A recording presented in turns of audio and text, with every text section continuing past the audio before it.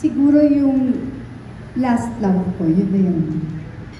Siguro yun yung pinaka siguro na, na, na may betrayal, may love, may lies.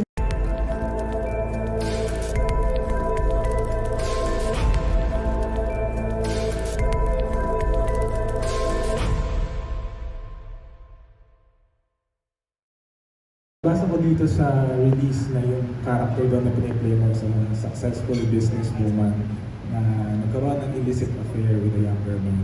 So, ano yung reaction mo nung nalaman mo yung role mo and how did you prepare for it? Kasi sabi mo, matagal ka na rin hindi. Actually, na-excite ako kasi sa isang teleserye ko na I was able to already play yung CEO na powerful, pero walang illicit affair.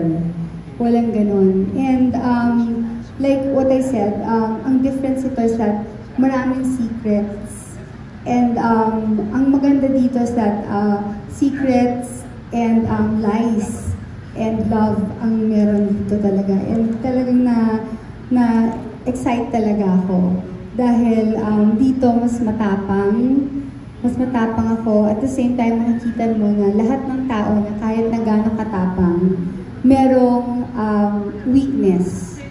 Whether it be love or whatever sa relationship or career, lahat ng tao may sikreto, may weakness. At yung sikreto na yun, it's either to protect yourself and to protect the people you love. It's not always yung may secret ka to hurt other people. So, yun yung malaking difference talaga.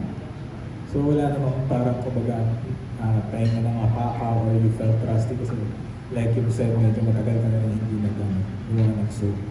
Nangapa ako, every teleserye, every movie that I do, lagi akong ninenervyos.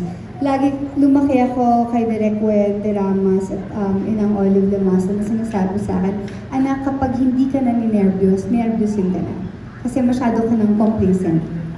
So, I take every role talaga at heart talaga with my whole being. Kasi ang dami mong kailangan, you really have to give your best. Yun yung pinaka-importante para sa akin talaga. So lumaki ako sa ganong klaseng turo sa akin. And paano po kayo nakarelate in a way dun sa title na Lovers, Liars? Kasi like sabi kanina ni Miss Noreen, sometimes we have to lie to protect people we love or sometimes we find ourselves asking ourselves kung is it lover ba natin to or liar ba to? May naman bang pagkakataon din sa Totoo yun talaga. I think with love comes lies.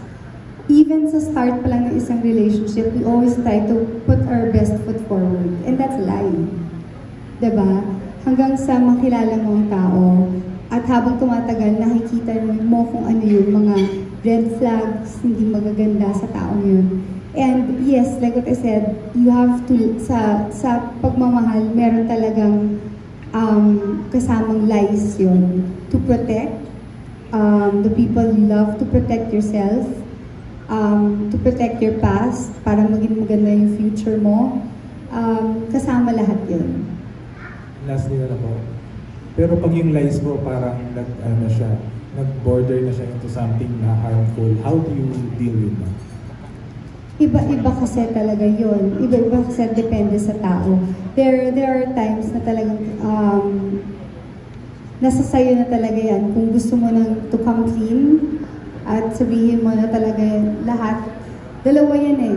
It's either you do that because you're para sa konsensya mo, or you do that dahil nahuli ka na. Ganun yun. So, syempre, in a way, nakita namin yung mga nagdaang love or love life sa buhay mo, di ba? Since, ang TV days. Ano yung makakonsider mo na parang greatest lie ever told to you or greatest lie na nagawa sa'yo because of love or because you are in a relationship? Siguro yung last love ko, yun na yun. Siguro yun yung pinaka siguro na na may betrayal, may love, may lies. I think kapag ang isang relasyon nasira talaga, when love breaks, when you're broken, it's always because of betrayal, it's always because of love, and it's always because of the lies.